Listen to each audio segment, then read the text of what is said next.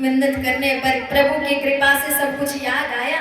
गर्गाचार्य जी नंदराय जी से कहते हैं, अरे नंदराय जी, आपके ये पुत्र ये तो साक्षात नारायण। इतना ही कहते हैं कि तब तक भगवान इशारा करते हैं।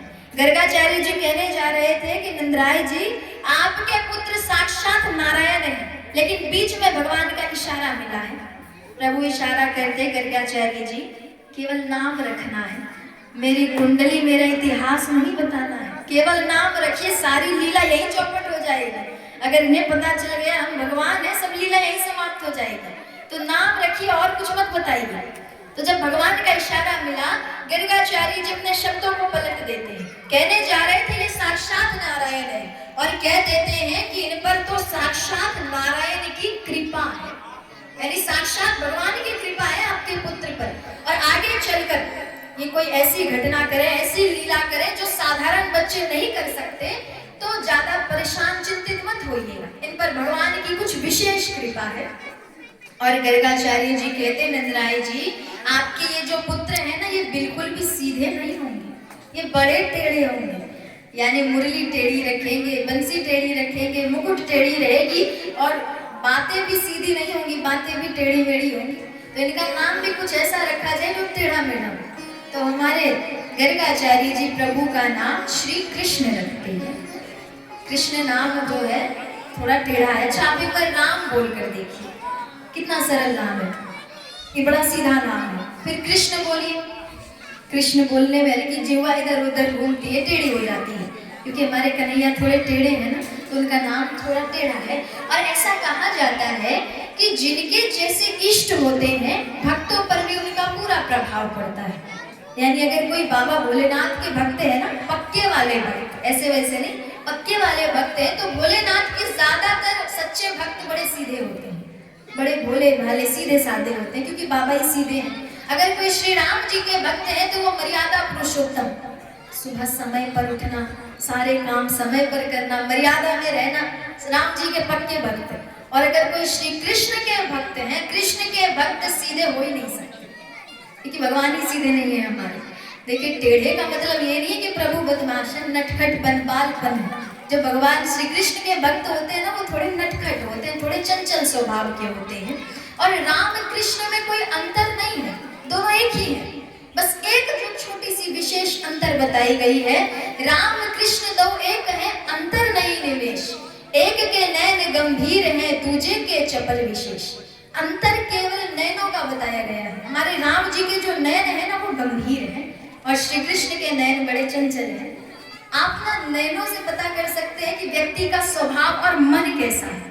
अगर कोई आपसे बातें कर रहे हैं और बात करने के क्रम में वो बिल्कुल आपकी आंखों में देख रहे हैं, ज्यादा इधर उधर दृष्टि नहीं पड़ रही, समझ जाइए इनका मन शांत है, ये मन से शांत है। और उधर ही कोई आपसे बात करें, कभी इधर देख रहे हैं, कभी उधर देख रहे हैं, कभी इसको देख रहे हैं, समझ जाइए इनका मन शांत नहीं है। आंखों से व्यक्ति का स्वभाव जाना जा सकता है। तो हमारे राम और कृष्ण में बस यही अंतर है, और कोई अंतर नहीं। कृष्ण जी थोड़े चंचल स्वभाव के हैं। अब इधर श्री कृष्ण और बलराम जी दोनों की बाल लीलाएं प्रारंभ हुई है। हमारी जो माता यशोदा थी ना, वो प्रतिदिन श्री कृष्ण को स्नान ध्यान करा के सुंदर पीले पीताम्बरी पहनाती, मोतियों की माला पहनाती, मोर पंख मोर मुकुट पहनाया करती, यानी खूब सुंदर श्रृंगार करती। ये सोचकर कि क्या हो गया, अगर मेरा लाला सांवला है तो मेरे लाला जैसा सुंदर तो इस पूरे ब्रजमंडल में किसी का लाला है ही नहीं। मैया रोज श्रृंगार करती, खूब अच्छे से सजाया करती। एक रोज माता यशोदा जब श्री कृष्ण प्रभु का श्रृंगार कर रही थी, अचानक से उन्हें कोई कार्य याद आया। श्रृंगार पूर्ण हुआ नहीं था। माता यशोदा कहती, देखो लाला, मुझे एक बहुत जरूरी विशेष काम है, तुम यहीं पर रहना, यहाँ से कहीं जाना मत। मैं अभी थोड़ा सा काम है, उसको समाप्त करके तुम्हारे पास आती हूँ। कोई बदमाशी मत करना, कोई नटखटपन मत करना। कन्हैया तोतली स्वर में कहते, मैया सब कहते हैं कि मैं टेढ़ा हूँ, क्या तुम्हें भी ऐसा लगता है कि मैं टेढ़ा हूँ? मेरे जैसा सीधा बच्चा ना इस पूरे ब्रजमंडल में कहीं नहीं मिलेगा। मैया तुम्हारी सारी बातें मानता हूँ, फिर भी कहती हूँ मैं टेढ़ा हूँ। बताओ, आज तक ऐसा हुआ है मैया कि तुमने कोई बात कही और मैंने ना की हो? सारी बातें तो मानता हूँ। इस मीठी मीठी बातों को सुनकर ना एक बार मैया यशोदा भी भ्रमित हो गई। मैया को भी लगा बात तो सही है, मेरा लाला कितना सीधा है, कितना भोला है, इसके सीधेपन को देखकर लगता है कहीं कोई इसे ठग ना ले। बड़ा मैया सोचने लगी मेरा लाला सीधा है, कहती ठीक है लाला तुम यहीं पर रहना, कहीं जाना मत। कन्हैया को समझाकर मैया चली गई। अब कुछ देर तो भगवान शांत रहने की कोशिश करते हैं, लेकिन श्री कृष्ण की ये प्रवृत्ति नहीं है कि वो शांत रह सके। जगह से नीचे उतरे, बलराम जी के हाथ को पकड़ा है और अब खींचते हुए गौशाला लेकर गए हैं। गौशाला जानते हैं ना, जहाँ बहुत सारी गौ माता रहती है, गौशाला लेकर गए हैं। एक गौ माता बैठी हुई थी, एक गौ माता बैठी हुई थी और बैठकर अपने भोजन को पचाने का काम कर रही थी। कृष्ण जी बलराम जी दोनों पहुंचे और अब जाकर मैया के साथ लीला कर रहे हैं। कभी उनके कानों को छू रहे हैं, कभी उनके पूंछ को छू रहे हैं, आंखों को छू रहे, यानी मैया को शांति से रहने ही नहीं दे रहे। और नंदराय जी के घर में कितनी गौ माता थी? 9 लाख गौ माता थी। इतना ज्यादा दूध दही माखन होता था कि अगर पूरे ब्रजमंडल में बंटवा देना, पूरे ब्रज में भी अगर बंटवा दिया जाए तो भी खत्म नहीं होगा। एक दो गाय थोड़ी, 9 लाख गौ माता थी। जिस कारण नंदराय जी क्या करते थे कि अधिक से अधिक घी तैयार करवाते, और जितनी गौ माता थी सभी गौ माता के सींग और चरणों में, पैरों में घी लगाया करते, जिससे उनके सींग में और पैरों में चमक बनी रहे, जिस कारण सबको घी लगाकर उनकी सुंदरता को और बढ़ाया करते। कन्हैया गए, कुछ देर लीला करने के बाद दोनों भाई क्या करते हैं कि गौ माता के एक सींग को श्री कृष्ण पकड़ते हैं, दूसरे सींग को बलराम जी पकड़ते हैं। अब जैसे ही दोनों भाई सींग पकड़ते हैं, जो मैया बैठी हुई थी वो अपने स्थान से खड़ी हो गई।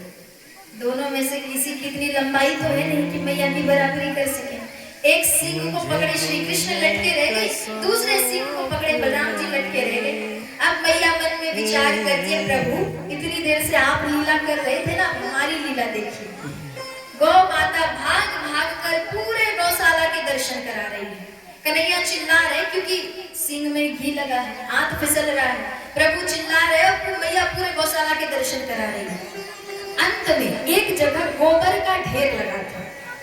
गाय इतनी, दूध इतना, तो गोबर में भी थोड़ी कमी होगी। एक जगह गोबरों का ढेर लगा था।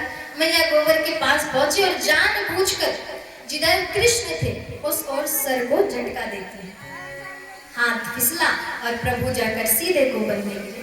पूरा धड़ गोबर में समाहित हो गया, केवल सर ही बाहर है। कन्हैया आवाज लगाते, मैया देखो तो सही, जब भी गौ माता के साथ खेलने आता हूँ ये मेरे साथ खेलने लगती है। जब जोर जोर से कन्हैया चिल्लाने लगे, माता यशोदा आई।